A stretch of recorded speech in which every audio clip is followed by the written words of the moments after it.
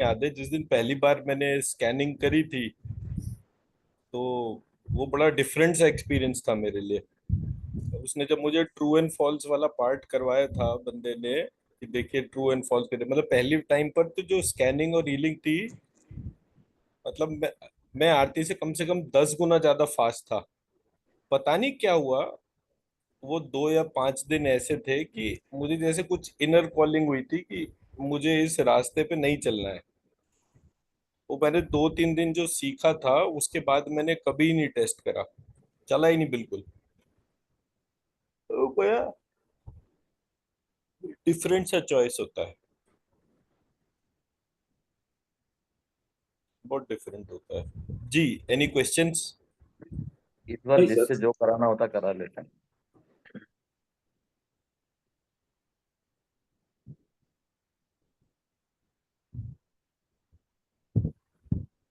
कल के पार्ट में कोई क्वेश्चन? नहीं। कोई क्वेश्चन नहीं है। बस ये है कि अभी प्रोसेसिंग स्लो है हमारे, जो कंप्यूटर का वो है, वो थोड़ा देखिए, कल ओपन हो का रहा कल का जो मेन पार्ट है, उसमें क्या होता है कि एक स्ट्रक्चर था हमारे यहाँ। इसको आप ऐसे लेकर चलिए कि जैसे किसी भी व्यक्ति को एक शरीर देने के लिए, वो किसी भी फॉर्म में होगा तो हेड, नेक और टेल कॉमन पार्ट होगा। चाहे वो जानवर हो, चाहे वो चिड़िया हो, किसी भी फॉर्म में, स्पर्म से लेकर और ग्रोन अप तक हेड, नेक और टेल कॉमन है। ये स्ट्रक्चर हो गया। उसी तरह से ऑब्जेक्ट, प्रॉपर्टी, एक्शन और रिलेशनशिप, ये एक स्ट्रक्चर था। तो जैसे ही कोई नई चीज हमारे सामने आती थी तो हम प्रश्न करते थे उस स्ट्रक्चर में क्या चीज फिट हो रही है और उस स्ट्रक्चर में क्या चीज नहीं फिट हो रही। तो प्रश्न करने की क्षमता भी वहीं से आ रही थी। और ये पूरा का पूरा पार्ट जितना भी मैंने आपको बोला, ये पदार्थ विज्ञान का पार्ट है। पदार्थ विज्ञान आयुर्वेद में पढ़ाया जाता है। महर्षि कणाद का दिया हुआ था ये।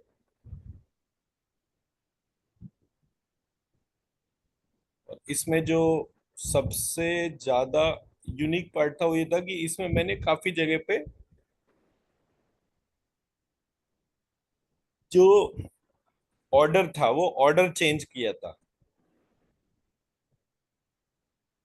जो इसका मतलब, जो महर्षि कणाद वाला ऑर्डर हम किताबों में देखते हैं, उसमें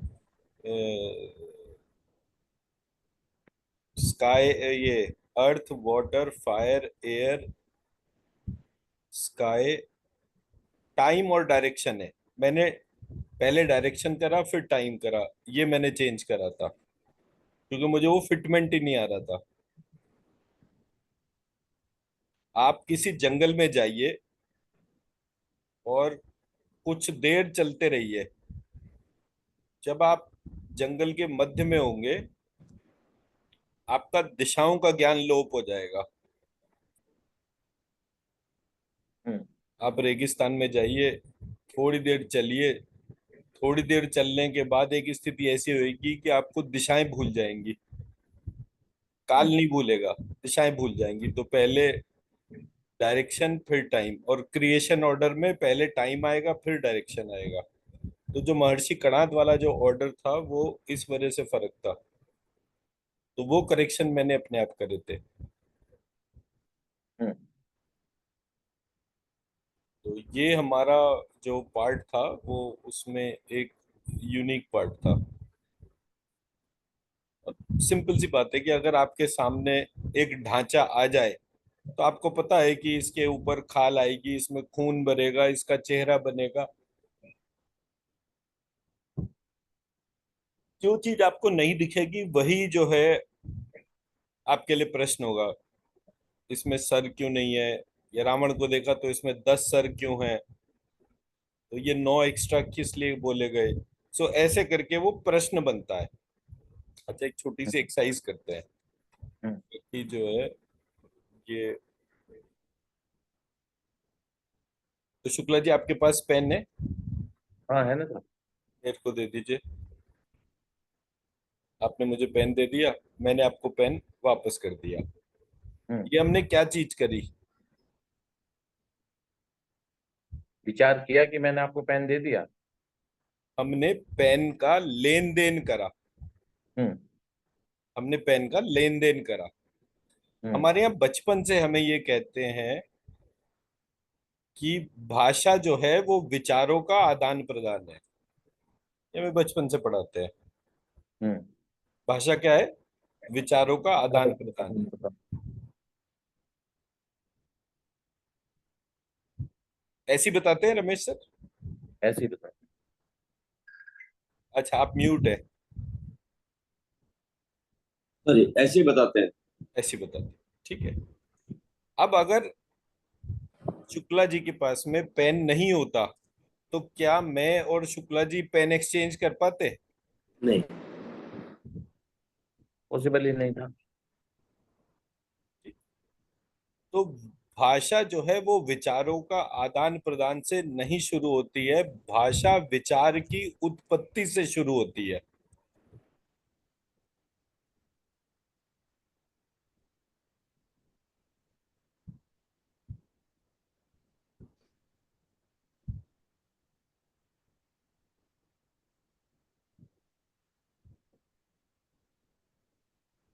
भाषा विचार की उत्पत्ति से शुरू होती है। विचार की उत्पत्ति, परख ज्ञान, उसके बाद उसका एक्सचेंज, एक्सचेंज के बाद उसका प्रभाव, ये सारे उस प्रक्रिया का पड़ाव है। इसलिए हमारे यहाँ भाषा जो है उसकी चार एस्पेक्ट को बोला गया: परा, पश्यंती, मध्यमा और वैखरी। एक्चुअली तो भाषा को चार पार्ट में डाला गया। परा, परा मतलब हमारा जो फाइव सेंस का जो मैकेनिज्म है उसमें जितने भी सेंसेस आ रही हैं वो सारा का सारा परा के तौर पर हो गया, जो हमें नहीं पता चलता। पश्यंती, जब वो जितना भी सेंसरी मैकेनिज्म काम करता है वो हमारी एक विजिबल डोमेन में आता है।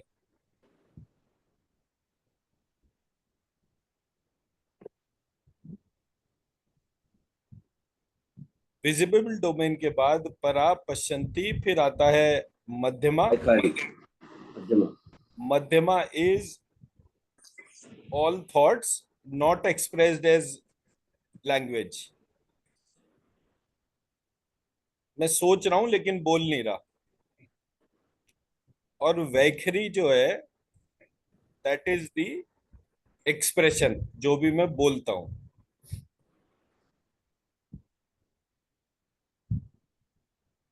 हम्म। तो ये मेरी भाषा के चार पड़ाव हो जाते हैं। जो मूल जो है उसमें परा इसलिए कहा गया क्योंकि वो विचारों की उत्पत्ति परक ज्ञान है। हम्म।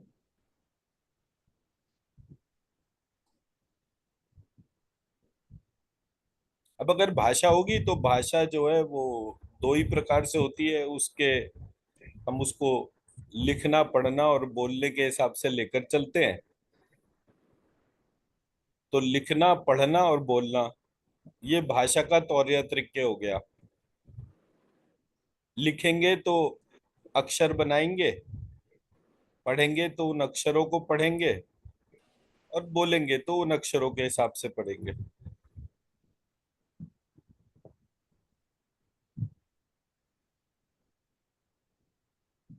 और ये तीनों का संबंध जो है वो विचारों की उत्पत्ति से है। फ्रीज हो अगर गया आपका विचार, स्क्रीन। सॉरी, आपका स्क्रीन फ्रीज हो गया था। कोई प्रॉब्लम नहीं। क्या हुआ? स्क्रीन फ्रीज हो गया था। अच्छा, हो सकता है कुछ नेटवर्क इशू हो। सो लिखना, पढ़ना और बोलना, ये भाषा के तीन पार्ट हो गए। हम लिखते क्या है? सिंबल्स को लिखते हैं। पढ़ते क्या है? सिंबल्स को पढ़ते हैं। और बोलते क्या है? उन्हीं सिंबल्स को बोलते हैं। लेकिन लिखना, पढ़ना और बोलना जो है वो कनेक्टेड है विचारों की उत्पत्ति से। हम्म। वो विचारों की उत्पत्ति जो है वो तौर्य त्रिक है।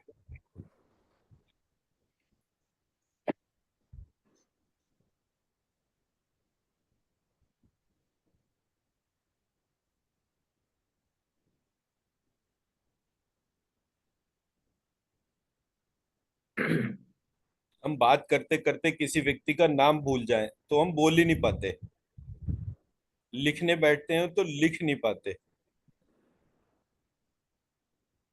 एकदम ब्लैंक हो जाते हैं।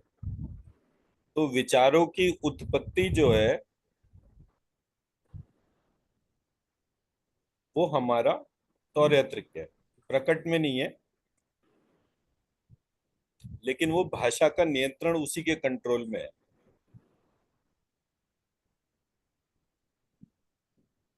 हम्म। मैं मेरी बात समझा पाया? जी। तो वो जो विचारों की उत्पत्ति या इनर इंटेलिजेंस जो है, वो जब प्रश्न करती है तो ये विचारों की उत्पत्ति को जब मूल में ढूंढा गया तो उसके मूल में केवल एक चीज थी, वो थी आत्मा। क्योंकि हम्म। जब व्यक्ति जीवित होता है तभी वो बोल रहा होता है, मूर्त या अवस्था हुआ में व्यक्ति बोलने से। कभी बोलता नहीं। हम्म।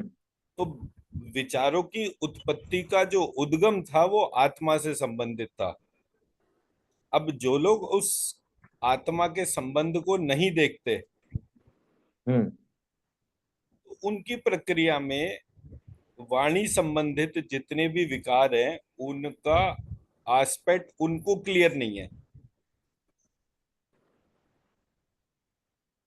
हम्म। हम्म।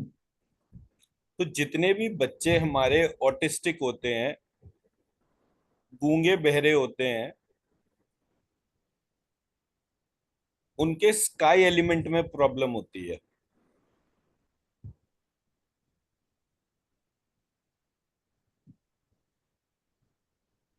तो यहाँ पर स्काई में ऑटिज्म वाली कंडीशन में या इंटेलेक्चुअल डिसेबिलिटी वाली कंडीशन में या एडीएचडी में ऐसा हम सिर्फ विकार ढूंढेंगे या उसकी अधिकता या उसकी कमी ढूंढेंगे? ठीक है, पहली चीज तो स्काई एलिमेंट जो है उसकी विशेषता ये है कि वो फिजिकल बॉडी, सटल बॉडी और कॉजल बॉडी का इंटरफेस है। हाँ, तीनों ये तो है। बॉडीज वहां पर कनेक्टेड होती हैं। हम्म। तो उस कारण से सबसे पहले तो हम उस चक्र को क्लीन करते हैं। पहला पार्ट तो हमारा यही होता है कि हम उस चक्र को क्लीन करते हैं। जब हम उस चक्र को क्लीन करते हैं तो हमारे पास जो दूसरी चीज इमर्ज होती है वो होता है ऊपर के जो चक्रास है। ऊपर के चक्रास क्या है? मन, आत्मा, काल, दिशा। ये चारों का जो कॉजल बॉडी रिलेटेड जो संबंध है उसको इंटरफेस के तौर पे ऑब्जर्व करा जाता है, कहाँ पर क्या चीज की कमी है। हम्म। और जो उसके नीचे के चक्रास होते हैं उसको ऑब्जर्व करा जाता है कि कहाँ फाइन ट्यूनिंग है। 99% ऑटिज्म उन बच्चों को होता है जिनकी फाइन ट्यूनिंग में प्रॉब्लम होती है। उनके विचार होते हैं, उनकी सारी चीजें होती हैं, लेकिन उनका एक्सप्रेशन में कोई गड़बड़ होती है। तो फाइन ट्यूनिंग जो है उसको ठीक करने के लिए जो है सबसे आसान रेमेडी है कि अगर वो बच्चा लिख सकता है तो उससे श्रीम या श्री लिखवाना शुरू कर दिया जाए। लेकिन अभी मैं एक 6 साल की बेटी देख रहा था, माफ कीजिएगा इससे नहीं है, लेकिन वो तो स्लो ही नहीं हो रही है अभी। मैंने नहीं हो उसका रही? नहीं नहीं नहीं, मतलब मेरे पास आई नहीं है, शायद इस वीक को आएगी। अभी उस बच्ची को मुझे वीडियो कॉल पे दिखाया गया था। तो वो बच्ची तो या तो सो जाती है या वो तो ऐसे गर्दन करके ला ला ला ला ला ला ला ऐसे कुछ बोलते हुए इधर से इधर, इधर से इधर, इधर से इधर, इधर से इधर, अगर आप उससे का इधर जाना रोक देंगे तो दूसरी डायरेक्शन ढूंढ लेगी, छत पे जाने लगेगी। हाइपर मतलब एक्टिव है वो। हाँ। ऑटिस्टिक लेकिन में बहुत सारी कैटेगरीज आती है, उसमें एक हाइपर एक्टिव होता है। लेकिन डॉक्टर ने उसको, जो वहाँ यहाँ के जो न्यूरोलॉजिस्ट हैं, उन्होंने उसको 3rd डिग्री का ऑटिज्म लिखा है कि भाई बहुत ज्यादा सीवियरिटी है ऑटिज्म की, 3rd लेवल है इसमें ऑटिज्म का, मॉडरेट नहीं है, सीवियरिटी है ऑटिज्म की। तो अब उन्होंने उसका ट्रीटमेंट 6 महीने तक उसको वो थेरेपी वगैरह में ले गए। कि बैठाना सिखाते हैं, मुंह में कुछ वो अलग अलग इंस्ट्रूमेंट डाल के बोलना सिखाते हैं, वो कुछ नहीं कर पाए। तो देखो कोई उनके अफ्रीका। उनके देखिए, आप कभी भी रेडियो बनाने की प्रक्रिया को जब देखेंगे ना, तो रेडियो बना जब पूरा रेडियो बन जाता है, बनाने के बाद उसकी फाइन ट्यूनिंग की जाती है। फाइन ट्यूनिंग करने का मतलब कि उसके सारे स्टेशन सही प्रकार से पकड़ रहे हैं नहीं पकड़ रहे। आपके सामने वो बच्चा आता है, पहली चीज उस बच्चे का हाथ पकड़िए और हाथ पर श्रीम लिखना शुरू कर दीजिए। हाँ, ये तरीका किया जा सकता है, ये किसी से जब आप करवाया। उसके हाथ पे श्रीम लिखना शुरू करेंगे और उसके माँ बाप को भी बोल दीजिए कि भाई ये श्रीम इस तरीके से लिखना है, इसका हाथ पकड़ो और हाथ पकड़ने के बाद में जो है इस पे श्रीम लिखना शुरू कर दो। जैसे जैसे वो श्रीम लिखते जाएंगे, वैसे वैसे वो बच्चा जो है उसकी जागृति बढ़ती जाएगी और ये जो हाइपर एक्टिविज्म है वो घटना शुरू हो जाता है। हाइपर एक्टिविज्म प्राइमरीली इंफॉर्मेशन, मतलब शरीर में सोडियम का इम्बैलेंस होता है। हमारे शरीर में सोडियम और पोटेशियम दो धातु ऐसी होती हैं जो, सोडियम जो है वो काम करता है इसका क्या कहते हैं, इंफॉर्मेशन को लाने भेजना ब्रेन से सेंसरी मैकेनिज्म तक, सेंसरी मैकेनिज्म से ब्रेन तक। और पोटेशियम का काम होता है कीटाणुओं का नाश। तो उस स्थिति में शरीर को जो रोग बढ़ाने वाले कीटाणु जो है उनका नाश करना तो पोटेशियम से होता है। और पर पोटेशियम जो है उसकी मात्रा अगर अधिक हो जाए तो वो शरीर के काम आने वाले जीवाणुओं को भी नष्ट कर देता है। इसलिए 99% जो भी डेथ आप देखते हैं हॉस्पिटल में, वो उन पेशेंट्स की होती हैं जिनको ड्रिप चढ़ाई जा रही होती है क्रोनिक कंडीशन में, और उनका सोडियम पोटेशियम इम्बैलेंस हो जाता है। सोडियम पोटेशियम का बैलेंस बनाए रखना शरीर में ये बहुत टिपिकल टास्क है। 99.9% डॉक्टर्स को नहीं आता। क्रोनिक पेशेंट मरता सिर्फ सोडियम पोटेशियम के इम्बैलेंस की वजह से है। अच्छा, इसको कोई बैलेंस करने का कोई तरीका होता है एलोपैथी के अलग, या आयुर्वेद में तो हम उसे उस तरह की चीजें दे देते हैं कि भाई इसमें सोडियम है, इसमें पोटेशियम है, वैसे जैसे आप सोडियम और पोटेशियम किस किस में होता है? आयुर्वेद की दृष्टि से आप सोडियम और पोटेशियम किस किस में मानते हैं? हमें तो उसमें सोल्ट में ही जाना है, चाहे वो सेंधो मीठू हो या फिर वो काला नमक वाली कंडीशन वाली हो। बाकी मतलब तो आप जो तो प्लेन वो देने की बात कर रहे हैं ना? नहीं, मैं तो आयुर्वेद की दृष्टि से कह रहा हूँ, मैं कोई मेडिकेशन के रूप से नहीं कह रहा हूँ। हाँ तो मतलब मैं तो, मेरे वाले उसमें तो मैं खान पान से कोई चीज नहीं करता ना। मैं तो सिर्फ चक्रा का इम्बैलेंस ठीक करता हूँ। सिर्फ एकमात्र तरीका होता है। मेरी प्रक्रिया में तो खान पान आता ही नहीं है। नहीं, आपकी प्रक्रिया में नहीं आता है, लेकिन अब हम इसे चक्रा के इम्बैलेंस के साथ कैसे करेक्ट करेंगे, सबसे ये पहले मेन तो उस दिक्कत है। बच्चे के सारे चक्रास चेक होने चाहिए। पहला जो उसका अप्रोच है वो ये है कि उस बच्चे का कौन सा चक्रा वीक है। सबसे पहले तो यही वाला पार्ट आएगा ना, कि आपको स्कैन करना है और ये देखना है कि उसका मणिपुर से लेकर ऊपर तक सबसे पहला कौन सा चक्रा है। अब हम्म। जैसे बाय डिफॉल्ट है कि अ, उसका जो मणिपुर चक्रा जो होगा वहां हम्म। तक श्वास पहुंच नहीं रही होगी। वो बाय डिफॉल्ट चैलेंज है। तो इसके लिए हम जैसे वो उसके का जैसे वो बच्चा सो रहा है, तो सोते हुए, अभी तो 6 साल की बच्ची है, उसको बोले कि उसकी मम्मी को बोले कि भाई इसका पेट उघाड़ कर और उसका वीडियो बना के भेजो, तो उससे हमें आइडिया होगा, ये एक सही पर तरीका है। सोते समय बच्चे का जो मणिपुर चक्र जो है वो एक्टिव होगा, जागते समय नहीं होगा। ठीक है, तो फिर जागते समय जब भी वो स्लो कोई प्रोसीजर में हो, मान ले बैठा हो या कुछ खा रहा हो, उस समय देखें। तो या दुर्गा पर्टिकुलर। सप्तशती के अंदर जो है एक योग निद्रा का चैप्टर है जो चैप्टर 1 है। उस हम्म। योग निद्रा की ऊर्जा जब हम डालते हैं तो व्यक्ति जो है उसके भीतर की प्रक्रिया जो है वो जागृत होना शुरू होती है। और उसमें बहुत खूबसूरत सी क्वेश्चनिंग है। कौन सी किताब डॉक्टर साहब? दुर्गा ये सप्तशती। दुर्गा सप्तती, ये मेरे उसमें से स्टेटिस्कोप निकल गया, तो मैं फर्स्ट वाला खोल लेता हूँ, क्योंकि ये पता नहीं मुझे क्यों लग रहा है कि कल मैं इस पेशेंट परसों मैं इस पेशेंट के साथ चैलेंज में था, और इस वीक मुझे ये चैलेंज फेस करना है। और चैप्टर वन में आपने जहाँ तक अचानक ये से जो बात शुरू कर दी। महाकाली का जो पाठ है पूरा, प्रथम हाँ जी। चरित्र, जी प्रथम जी जी। चरित्र। उसमें हमें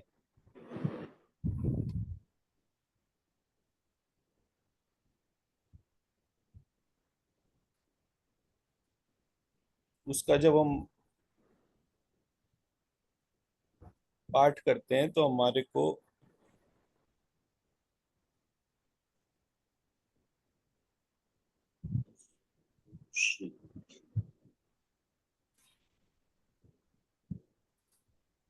ये तमशी बीज मंत्र जो है वो उसके प्रत्येक श्लोक के आगे पीछे लगाना होता है।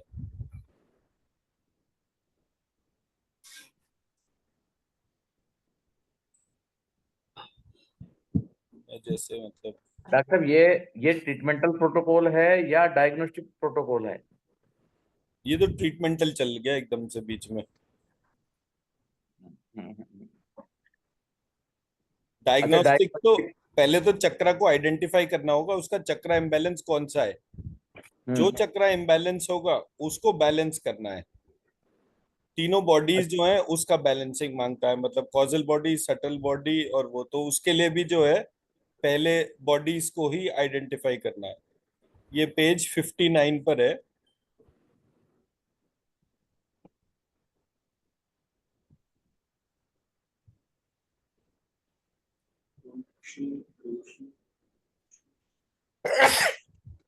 पहला इसमें त्वमशी, दूसरा चैप्टर, दूसरा चैप्टर में जहाँ वहाँ त्वमश्री लगता ना। लेकिन फिफ्टी त्वमश्री नाइन नहीं पे है कौन? सर, तमशी है। त्वमशी तो पहला प्रथम चरित्र में लगेगा, दूसरा चरित्र और तीसरा चौथा में दो तीन वो चार में लक्ष्मी लगेगा। त्वमश्री, वो वाला। लक्ष्मी लक्ष्मी, ल श श म म, लक्ष्मी। ये है और लास्ट में दो, त्वमशी। तीन, चार। चार। यस। और ये है वन। और त्वमश्री है। हाँ।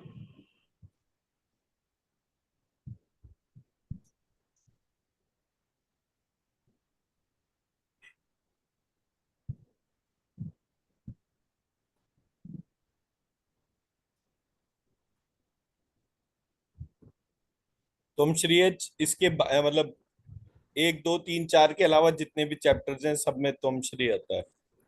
हाँ। बट टिपिकली दुर्गा सप्तशती का जो ऑर्डर जो है उसमें आखिरी तीन चैप्टर तो उपासनाएं हैं। हम्म।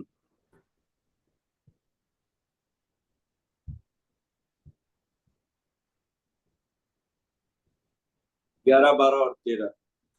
हाँ, जैसे ये जो इसका श्लोक है, उत्पन्नेति तदा लोके शा नित्याप्यभिधीयते योग निद्राम यदा विष्णु जगत्य कारणवी कृते। तो मैं अगर एक उत्पन्नेति तदा लोके सा की बजाय मैं इसको श कर दूं। डॉक्टर साहब, ये कौन से पन्ने पे है? मुझे नहीं मिल पाया। पेज 69। 69। योग निद्राम यदा विष्णु जगत के कारण विकृते। अब मैं इसके आगे पीछे तमशी लिख दूं।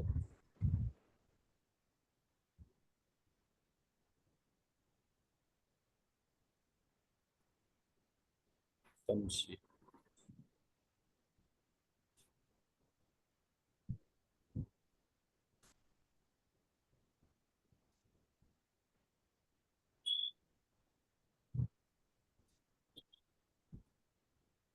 अब इस श्लोक की ऊर्जा उठा के देखिए,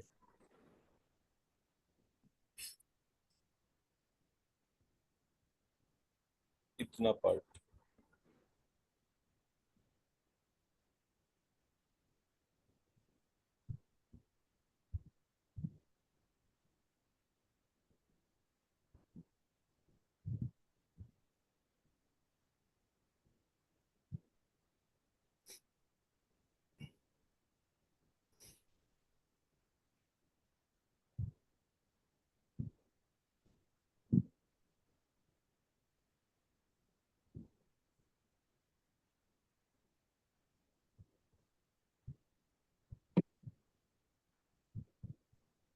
श्लोक का नंबर कौन सा है डॉक्टर साहब?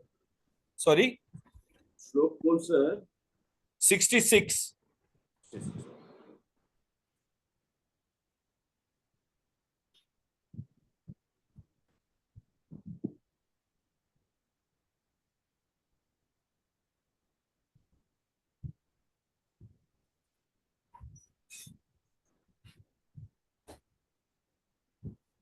तो जो ये स्क्रीन पे आ रहा है, इसकी ऊर्जा उठाकर अपने भीतर डालकर देखिए।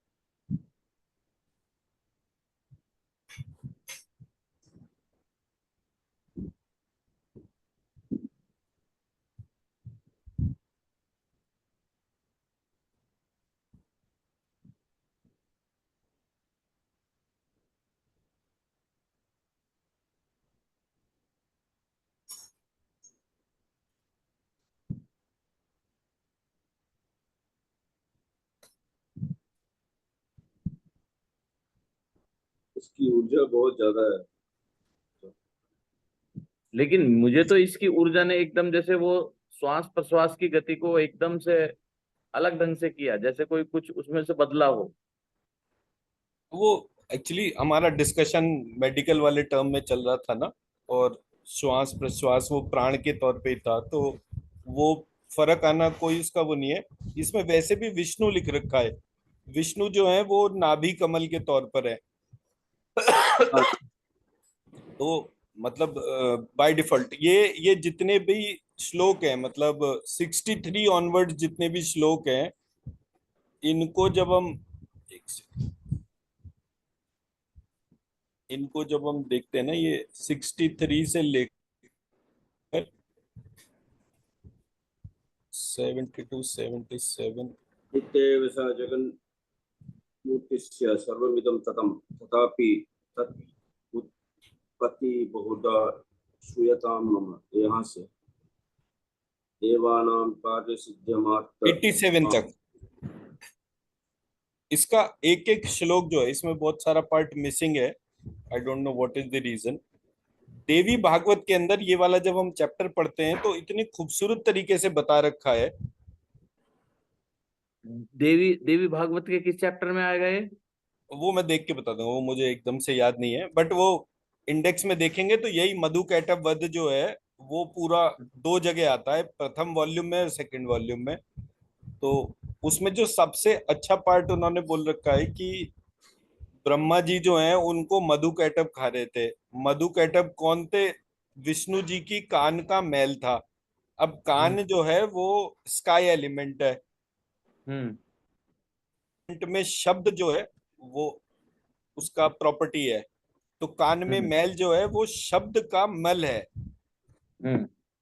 अब शब्द का मल क्या होता है? शब्द जो है उससे अर्थ उत्पन्न होता है। जब अर्थ की बजाय अनर्थ उत्पन्न हो तो मधु कैटभ जो है उसकी उत्पत्ति होती है। हम्म। तो जब वो उत्पत्ति हुई तो वो ब्रह्म को खाने लग गए। ब्रह्म जो है वो फंडामेंटली डिवाइन क्रिएशन थी। तो डिवाइन क्रिएशन जो है उसको अर्थ की बजाय अनर्थ, जब हमने शब्द का अनर्थ करा तो उसने हम्म उस ब्रह्म को खाना शुरू कर दिया। तो उस हम्म ब्रह्म ने रक्षा के लिए जो प्रार्थना करी वो विष्णु जी से करी, क्योंकि विष्णु जी की नाभि में वो विराजमान थे, तो विष्णु जी जो है वो प्राण स्वरूप थे। तो हम्म उन्होंने प्राणों को बोला कि वो जागृत हो। अब प्राण हम्म उस समय निद्रावस्था में थे। योग निद्रा में थे। प्राण विष्णु जी योग निद्रा में थे। तो हम्म वो कौन है? अब प्रश्न यहाँ पर क्या आता है, वो कौन है जो विष्णु जी जिसके ऊपर काम छोड़कर निश्चित होके सो सकते हैं?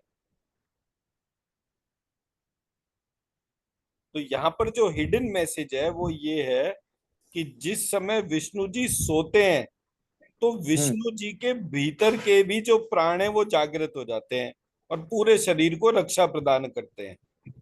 हम्म तो जो प्राण है उसके भीतर का भी जो प्राण है वो जागृत होता है। इसलिए बच्चा जो है, या बच्चा या बड़ा कोई भी, जब वो सोता है हम्म तो वो 60 to 70 मिनट्स की डीप स्लीप जब होती है तो हम्म उसको होश ही नहीं रहता। बिल्कुल बेहोश वाली स्थिति में होता है। कुछ कर लो उस समय व्यक्ति बिल्कुल जैसे मर जाता है उस तरीके से होता है। हम्म तो ब्रह्मा जी ने उस समय विष्णु जी के प्राणों के उसमें बोला कि ये तो इस समय योग निद्रा की शरण में है, तभी इतनी गहरी नींद में, तो उन्होंने योग निद्रा का आह्वान करा।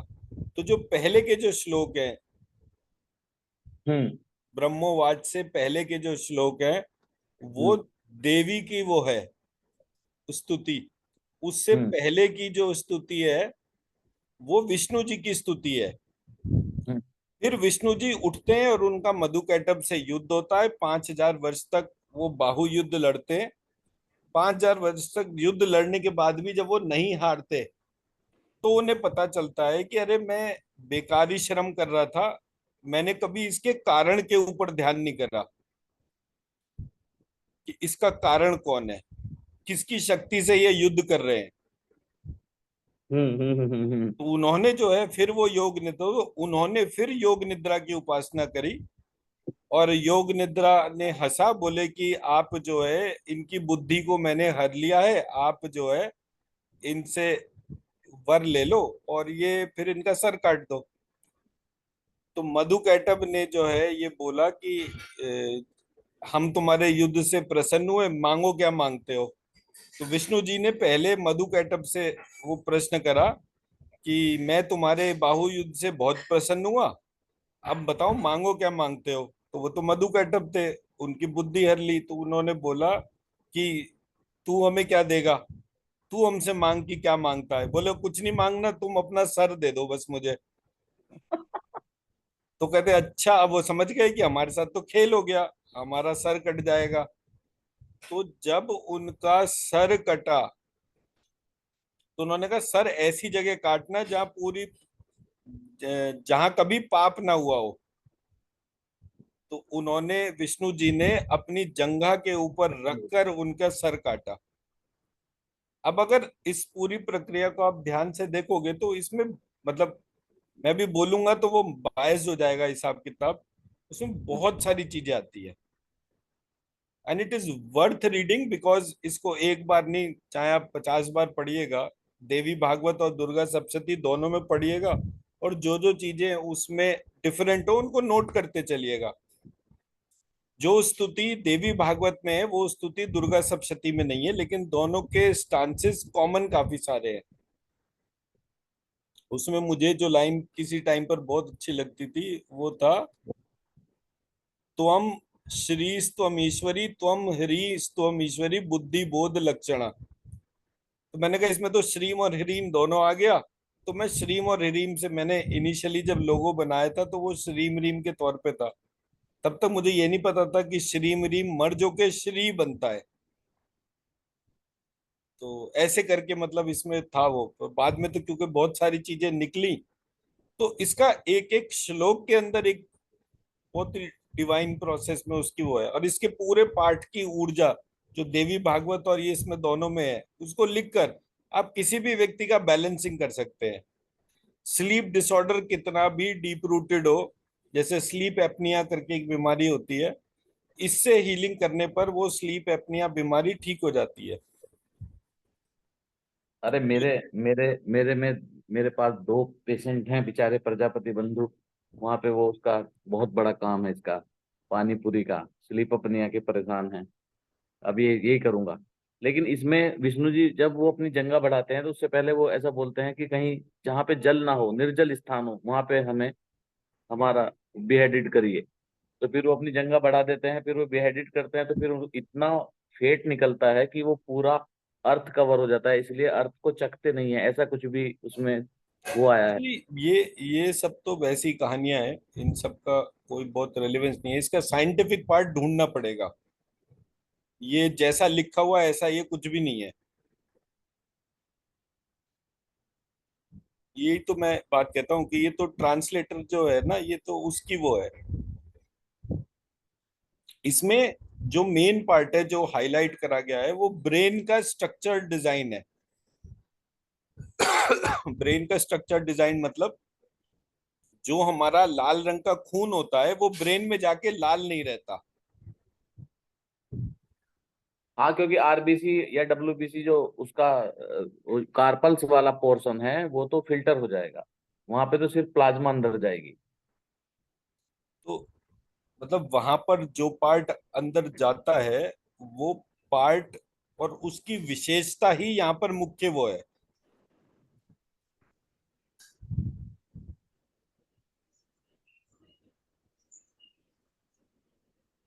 आराम से बैठ के सोचेंगे आज इसके बारे में जल्दी। हाँ, तो इसका जो बेस्ट तरीका है, इसको आप 2-3 बार 4 बार पढ़िएगा। जब पढ़ेंगे तो आपको जो है वो बहुत सारा पार्ट मिलना शुरू हो जाएगा। आज रमेश सर कहीं और ऑक्यूपाइड है क्या?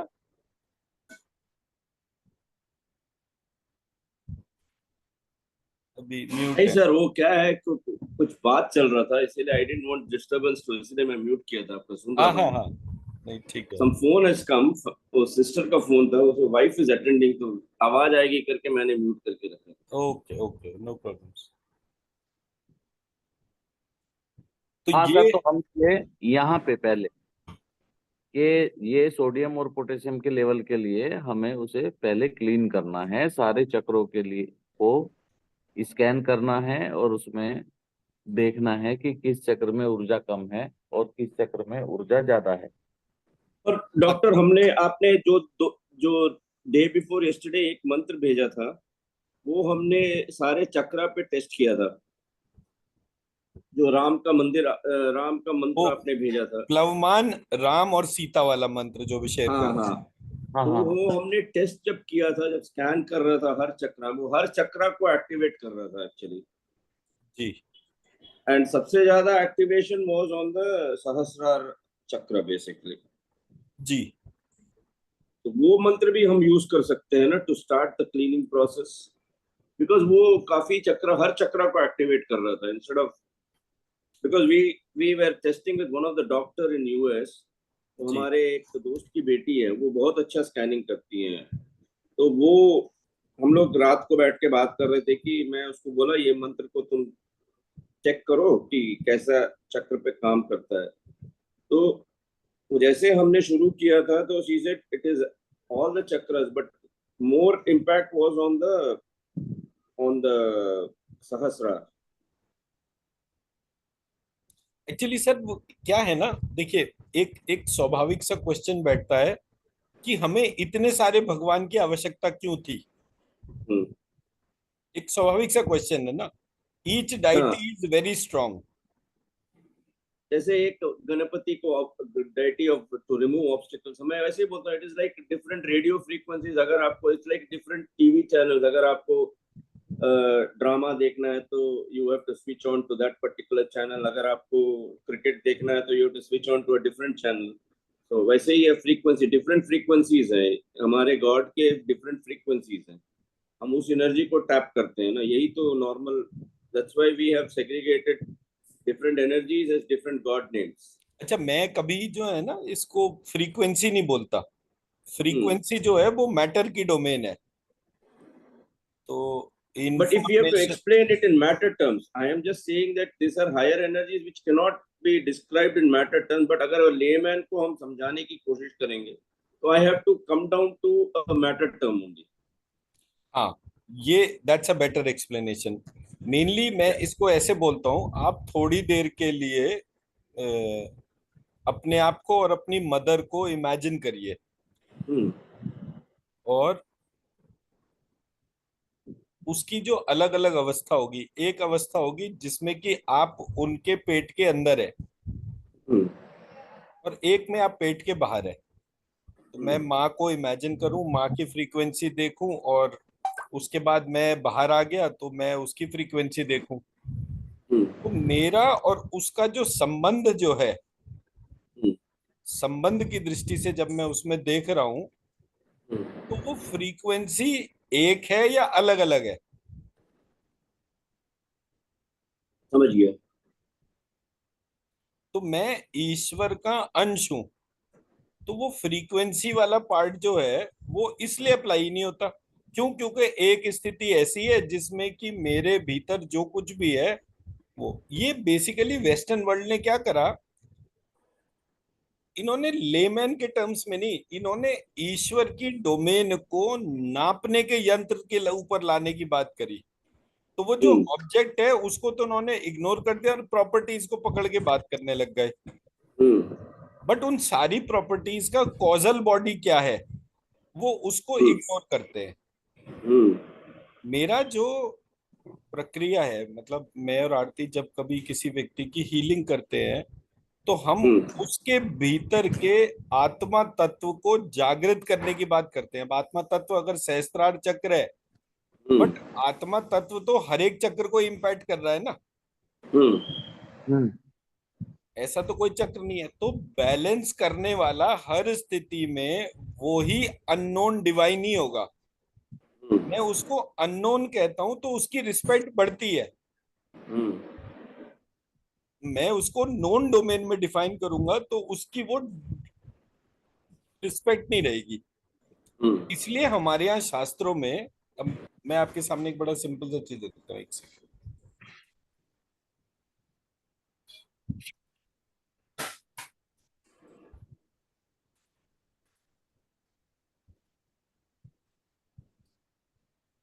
हम अगर पूरे सिस्टम में देवी के एस्पेक्ट को देखते हैं तो हम उसको कैसे लिखेंगे? महालक्ष्मी,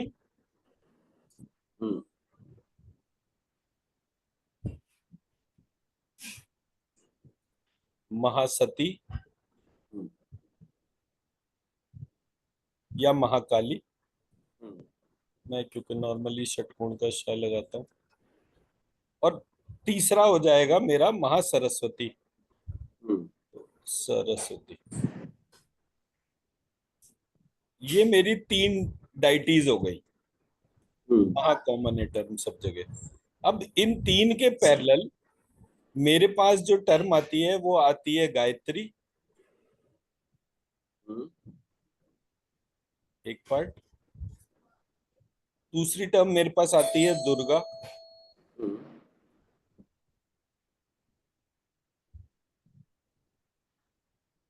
तीसरी टर्म मेरे पास आती है ललिता।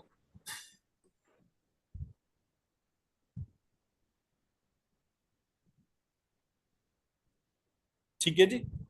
जी। पूरी डिबेट इस बात की है कि गायत्री, दुर्गा और ललिता, इन तीनों में, इन तीनों का कंट्रोलर कौन है?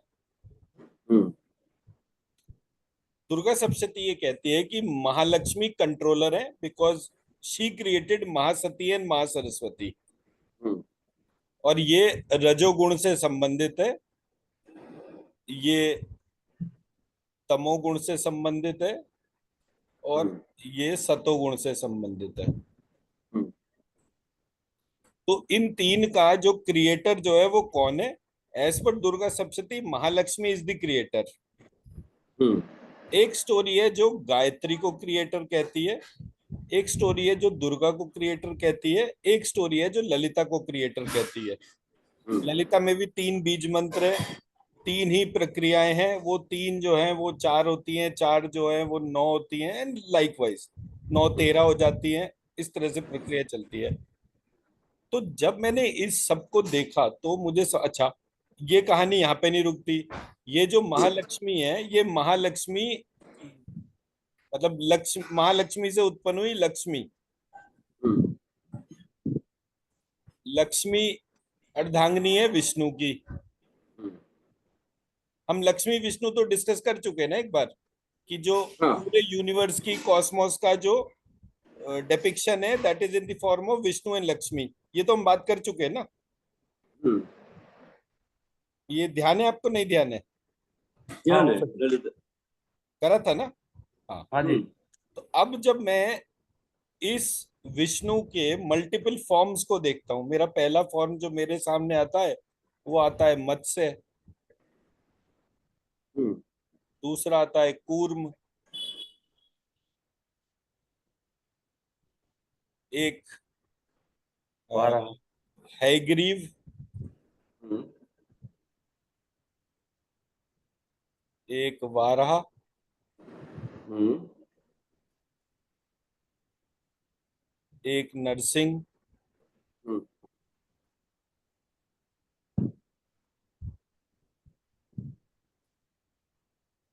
एक आपका ये धन्वंतरी।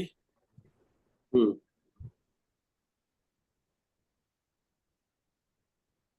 एक वामन। हम्म, एक कृष्ण। हम्म, एक राम। हम्म, कितने हुए? एक दो तीन चार पाँच छः सात आठ नौ। नौ हो हम्म, गई थी। हम्म। अब इन सबके आगे आप लक्ष्मी लगाकर हम्म, इसको स्कैन करके देखिए। ये सब जगह कॉमन पॉइंट में लक्ष्मी बोल दिया।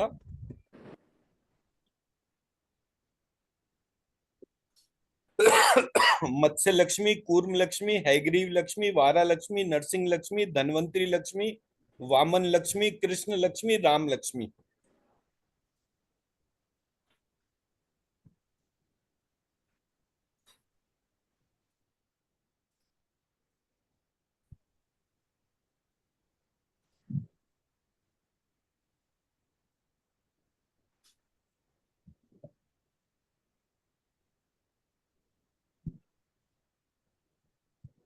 लक्ष्मी लगाने से itself the energy is far greater because you are combining the energy of Shakti as well as male and female. तो ये क्रिएटिव एनर्जी होगी। हाँ, हम्म। बट ये क्रिएटिव एनर्जी किसी भी प्रकार, अब विष्णु जो है वो प्राण स्वरूप है, हाँ, तो किसी भी प्रकार का प्राणों का जो कोई भी दोष होगा, उसकी रेजोनेटिंग फोर्स लक्ष्मी जी है। तो विष्णु जी अगर प्राण है तो लक्ष्मी जी उनको चलाने वाली जो है वो फोर्स है। तो हम्म, जब हम ये नौ नाम लिखते हैं और इनके हर एक के आगे लक्ष्मी लगाते हैं, तो हम्म, हमारे भीतर प्राण की कोई भी स्थिति जो इम्बैलेंस में होती है वो बैलेंस में चली जाती है। मैं मेरा पॉइंट समझा पाया? हम्म, तो जो नवलक्ष्मी कॉन्सेप्ट है वो बेसिकली यहां से आता है। हम्म, तो जो ये इस्कॉन का जो मंत्र है हरे रामा हरे कृष्णा वाला, उसमें भी मैंने जो है हरे की बजाय लक्ष्मी लगाया। लक्ष्मी कृष्णा, लक्ष्मी कृष्णा, कृष्णा कृष्णा, लक्ष्मी लक्ष्मी, लक्ष्मी राम, राम राम, लक्ष्मी लक्ष्मी। हम्म। आप इसकी ऊर्जा, दोनों मंत्र लिख के इसकी ऊर्जा देखिए, जिसमें आप लक्ष्मी लिख रहे हैं उसकी। वो ये बढ़ हमने जाती पहले ये पहले बार है। भी क्या हुआ है? टेस्ट किया था डॉक्टर साहब, हाँ हाँ। इसका एनर्जी उसी समय भी जब लक्ष्मी राम राम राम लक्ष्मी लक्ष्मी लिखते हैं, Hare Ram Ram Hare, the energy pattern itself is different. जब हमने लास्ट टाइम पहली बार जब स्कैन किया था जी। तो उसी समय हमने ये नोटिस भी किया था। तो जो ऑब्जर्वेशन राम और कृष्ण की लक्ष्मी के तौर पर है, उसी तरह की ऑब्जर्वेशन इन सब के अंदर है। जो ये नौ नाम मैंने टोटल लिखे, मतलब राम और कृष्ण के अलावा जो सात, मैंने जब इसको ऑब्जर्व करा तो मुझे जो ये जो ये जो 9 अवतार वाला जो एस्पेक्ट है, इसमें कुछ एम्बिगिटी लगी, जिसकी वजह से मैंने परशुराम को बाहर करा, इस इंडेक्स का पार्ट नहीं करा। मैंने और ये भी नोटिस, मैं ये भी चेक किया डॉक्टर साहब, अगर हम राम सीता करके भी लगते हैं तो उसका भी energy is same as Lakshmi add करने से। हाँ, वो एक्चुअली ये जो नाम की वेरिएशन जो है, इसके पीछे कोई रीजन है जो हमें नहीं पता। हम्म जैसे कि सीताराम और सियाराम, हम्म सीता में त आता है तो वो डायरेक्शन हम्म प्रिंसिपल एंटिटी होती है, हम्म सियाराम में य आता है which is a fire element. तो वो हम्म जो स्टोरी के अंदर अग्नि से उत्पन्न होने वाली सीता के बारे में जो बात करी गई है, all hmm those are different aspect जो हमारे को नहीं पता कि भाई हम्म सीताराम है या सियाराम है, एक्चुअली नाम क्या है। बट हम टारगेट करते हैं राम की शक्ति के तौर पे। हम्म तो राम की शक्ति के तौर पे उसमें ऊर्जा बड़ी आती है। हम्म अगर यही चीज हमारे थॉट प्रोसेस में नहीं होती तो वो नहीं आती। बट हम्म मैंने जब धन्वंतरी को इस कहानी में जोड़ा और हैग्रीव को जोड़ा, हम्म तो इसकी जो एनर्जी कॉम्पोजिशन था वो बहुत स्ट्रांग था, और परशुराम को अलग हटा दिया। हम्म परशुराम जी को अलग हटा दिया और इन दोनों कंपोनेंट्स को जोड़ दिया। हम्म क्योंकि लक्ष्मी जी जो हैं वो पहले, उनको घोड़ी बनने का श्राप दिया गया था, तो वो अश्व जो है वो, फिर अश्व जो है समुद्र में चला गया, तो समुद्र मंथन के माध्यम से जो विष्णु जी थे उन्होंने लक्ष्मी जी को प्राप्त करा। तो समुद्र मंथन में धन्वंतरी स्वयं विष्णु के अवतार थे, हम्म और केवल विष्णु ही लक्ष्मी जी को पकड़ सकते थे।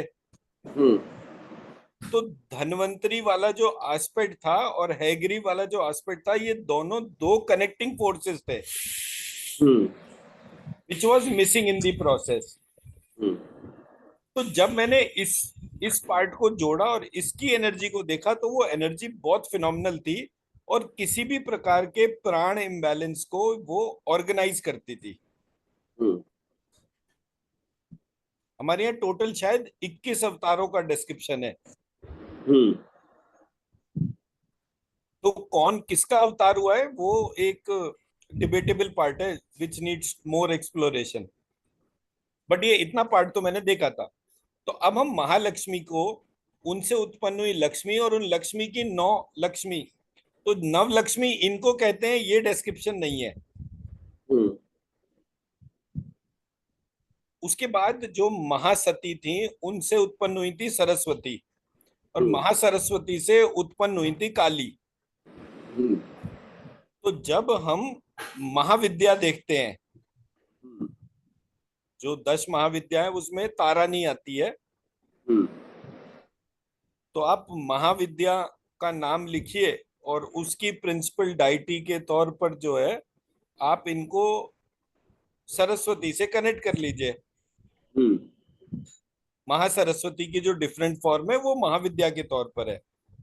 जो महाकाली या महासती जो है, उनसे सरस्वती का उत्पत्ति हुई, तो सरस्वती के हिसाब से जब आप 9 डायरेक्शंस को लेकर चलते हैं, ब्राह्मी, ऐन्द्री, ऐसे करके जो वो डिपिक्शंस आते हैं, हम्म जो वास्तु की 9 डायरेक्शन है, जो दुर्गा सप्तशती में कवच के अंदर दे रखी है, हम्म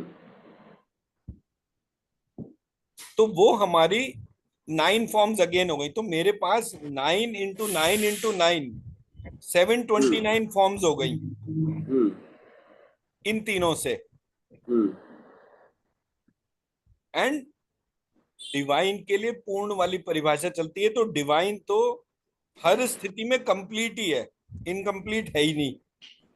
हम्म तो 3 टर्म प्रकट हुई। पहली बात यह कि आप डिवाइन को कितना जानते हो, ज्ञात और अज्ञात। तो आप ईश्वर का ज्ञात स्वरूप जानते हो, इस कारण से एक अधिष्ठात्री सामने आई जिनको गायत्री कहा गया।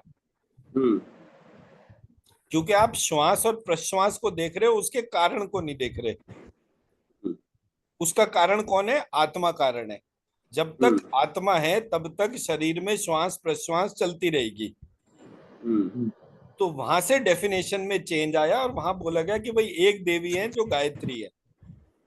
अब गायत्री कौन है? हर एक देवता का प्रकट स्वरूप, हर एक देवी का प्रकट स्वरूप, उसको गायत्री बोला गया। हम्म, अब उसके बाद टर्म आई दुर्गा। दुर्गा हम्म, क्या था कि अगर मैं एक पूरा शरीर बना दूं, देवी का शरीर, हम्म। तो उस संपूर्ण शरीर की अधिष्ठात्री कौन है?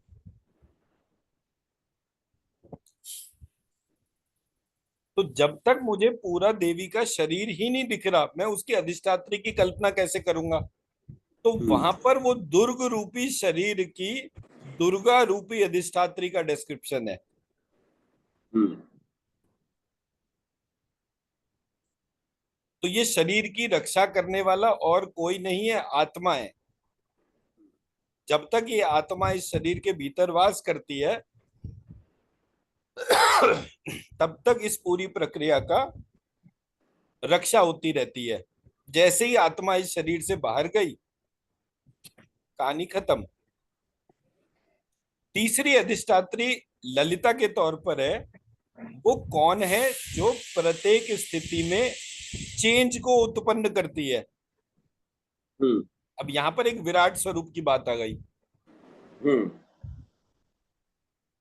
मेरा शरीर स्पर्म फॉर्म में था। हम्म, स्पर्म फॉर्म जो है वो एग फॉर्म से कनेक्ट हुई। हम्म, अब ये दोनों चीजें मेरे शरीर उत्पन्न होने से पहले और दूसरे शरीर उत्पन्न होने के बाद की हैं। हम्म, तो कौन सा स्पर्म एग को ब्रेक करेगा? उस स्थिति के बाद एक जाइगोट की फॉर्मेशन होगी और वो हम्म, जाइगोट 100 ट्रिलियन सेल्स में कन्वर्ट होकर एक पूरा बॉडी बनता है। हम्म, प्रत्येक स्थिति में जो कंट्रोलर जो है, मतलब शरीर की उत्पत्ति से पहले हम्म। और शरीर की उत्पत्ति के बाद, जो हम्म। प्रत्येक स्थिति में इस चेंज फॉर्म को ग्रहण कर रही है, वो ललिता देवी है। वो ललिता है। जो goddess of change is Lalita, ऐसे करके मुझे वो समझ में देखो। आया। हम्म,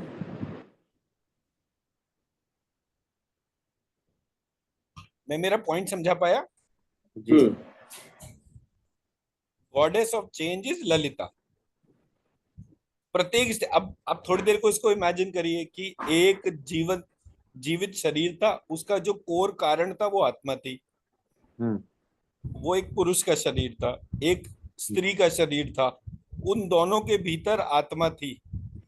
किस किस हम्म, फॉर्म ने उनको इतना इंटिमिटेट करा कि उन्होंने कोई रचना की कल्पना करी? रचना करने के लिए तीसरी एंटिटी हो गई।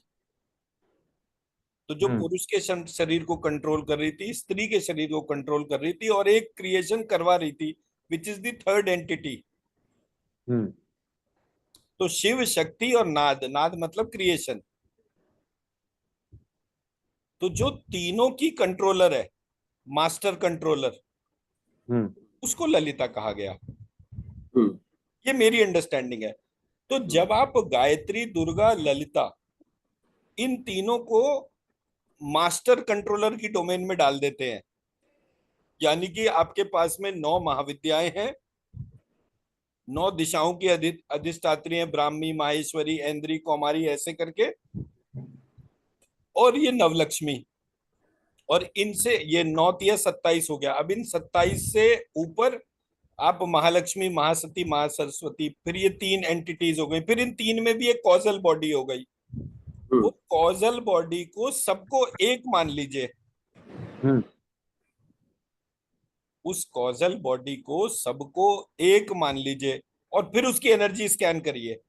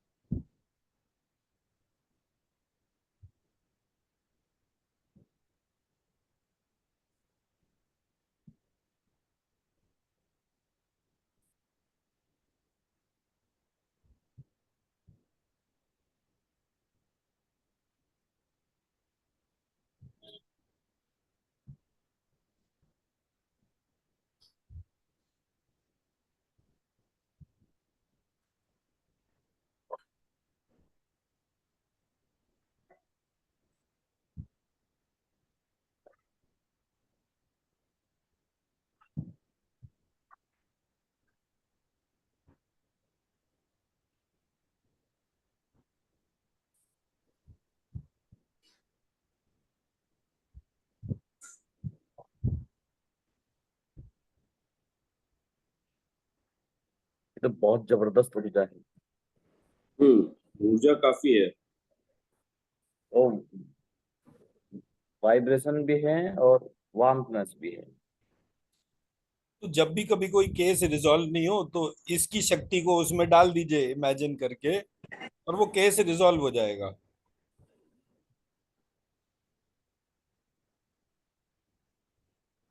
क्योंकि मैं जितना भी सोचूंगा उस कॉजल बॉडी के बारे में, मैं उसको कभी भी पूरा नहीं जान सकता, यही ब्यूटी है।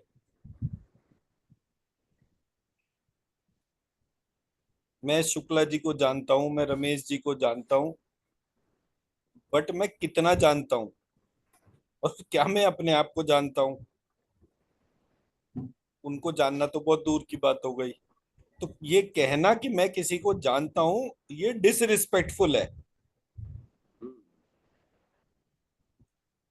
और जब मैं कहता हूँ कि मेरा उनसे संबंध है, मैं प्रयास करूंगा,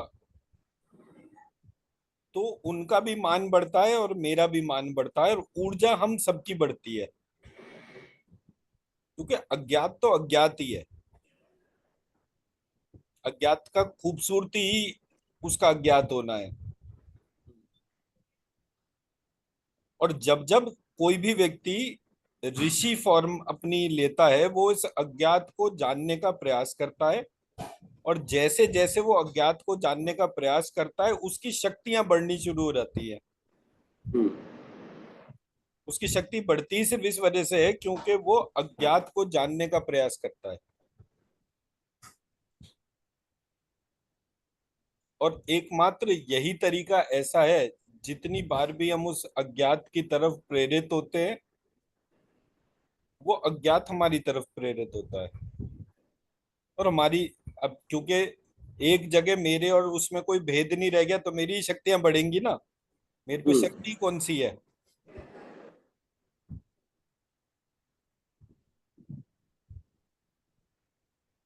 तो मैं जब इस प्रकार से अपने ध्यान को बार बार इस एक पार्ट पे फोकस करता हूं,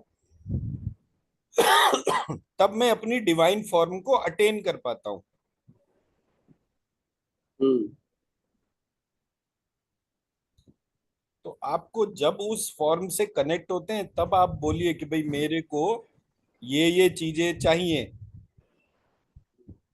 हर वो चीज जो आप बोलते जाएंगे वो आपके सामने प्रकट हो जाएगी। मैंने इसीलिए आपको वाला एक लेटर शेयर करा था ना, मैंने 2012 में एक दिन बैठकर हम्म वो एक डिवाइन रिक्वेस्ट लिखी थी। हाँ, आपने मेरे को शेयर किया था डॉक्टर साहब। मैं भी वही, मैं भी बोला, मैं भी वो प्रक्रिया भी करना शुरू करूंगा एक्चुअली। तो मेरा क्या होता था, मैंने एक दिन नोटिस करा कि हम जब चिट्ठी लिखते थे किसी को, तो उस व्यक्ति से इमोशनली कनेक्ट हो जाते थे। तो हम्म मैं फिर उस टाइम के बाद जब कभी कोई मेरा मूड होता था, तो मैं वो भगवान को वैसी चिट्ठी लिखना शुरू कर देता था। आप कैसे हैं, मैं ठीक हूँ, और ऑल दैट, और फिर एक टेक्स्ट की ऐसे ऐसे हो गया। हम्म तो उसके बाद मैंने देखा कि वो चीज अब 2011-12 में कोई चीज करी थी, उसकी लैंग्वेज देखिए, उसमें क्या क्या पॉइंट्स देखिए, और आज देखिए 2024 में कितनी चीजें हो गई, वो सामने है। हम्म 2011-12 में तो हम हीलिंग और उस फ्रेटर्निटी में थे ही नहीं। मंत्र के बारे में पढ़ना और वो सारा कुछ था, लेकिन मुझे ऐसा लगता था कि ये वाली डोमेन तो बहुत इंटरेस्टिंग है। तो आप उसकी लैंग्वेज देखेंगे तो उसमें मैंने वो सारे पॉइंट्स लिखे। आई डोंट नो मैंने वो शुक्ला जी को भेजा था या नहीं नहीं नहीं, भेजा। है मेरे पास। है ना आपके पास भी? हाँ, आपने आप बोला भी। हुआ है, वो होमवर्क में है, 3 बार पढ़ना है, सुबह दोपहर शाम। होमवर्क में हाँ। इसकी बात कर रहे हैं?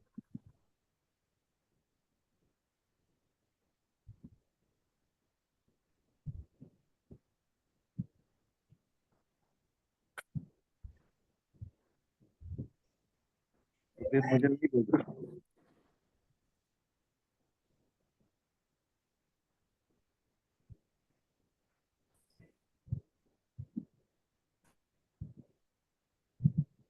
ये मैं इसकी बात कर रहा हूँ।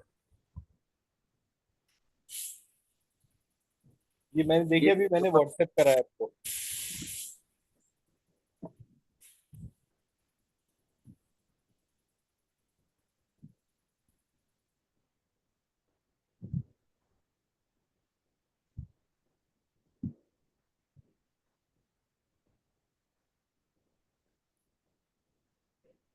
नहीं, ये तो मेरे पास अभी 4-5 दिन पहले ही आया था।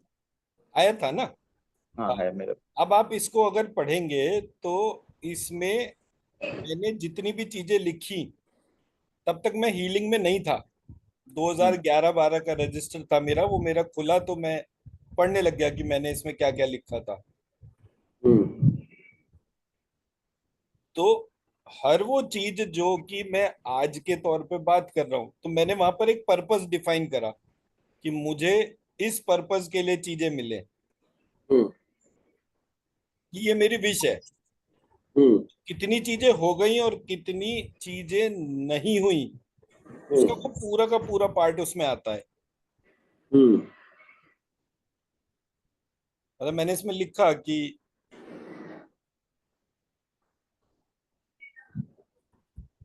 मैं ये आशीर्वाद चाहता हूं कि आपके पुत्र श्री नित्यानंद गणेश जी मुझे दर्शन देवें तथा अपना दिव्य ज्ञान जो कि मंत्र चिकित्सा था मुझे प्रदान करने की कृपा करें।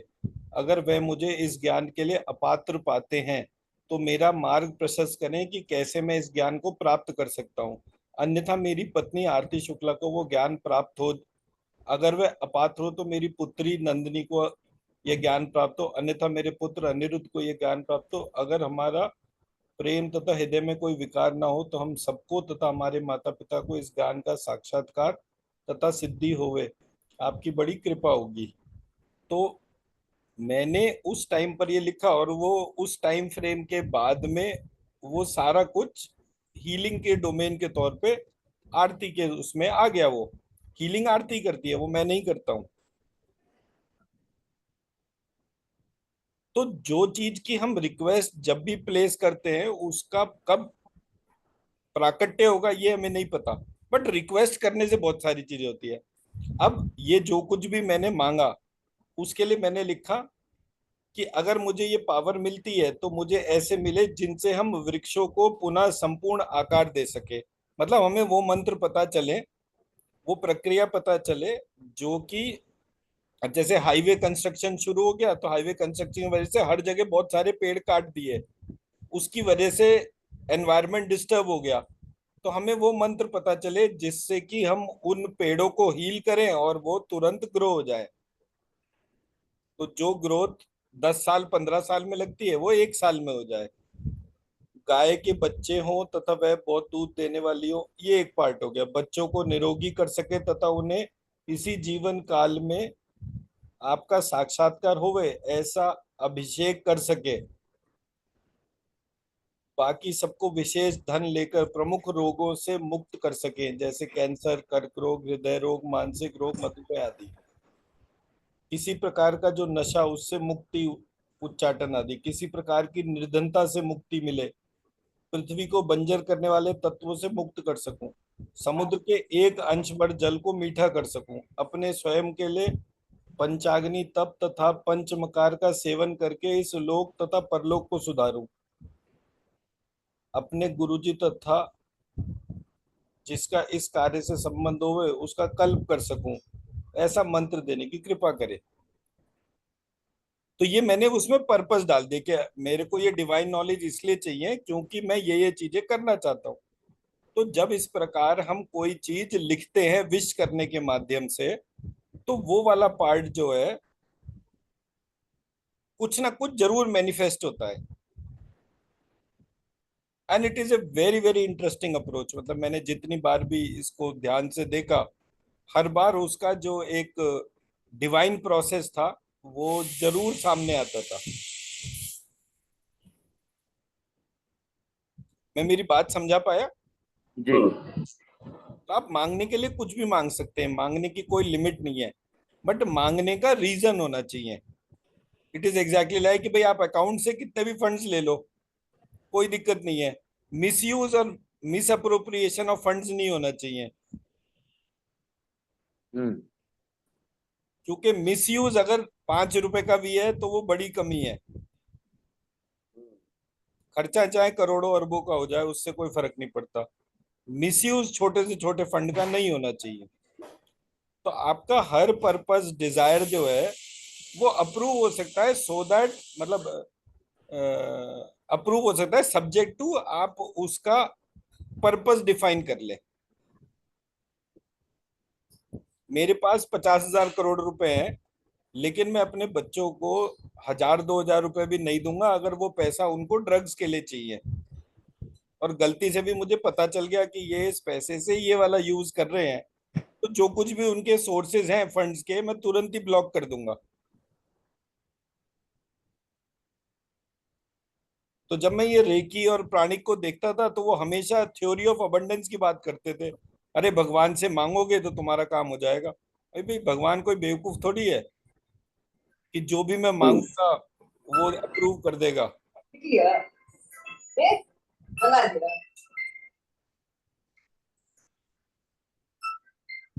तो ये वाला जो एस्पेक्ट है, it is very very different aspect.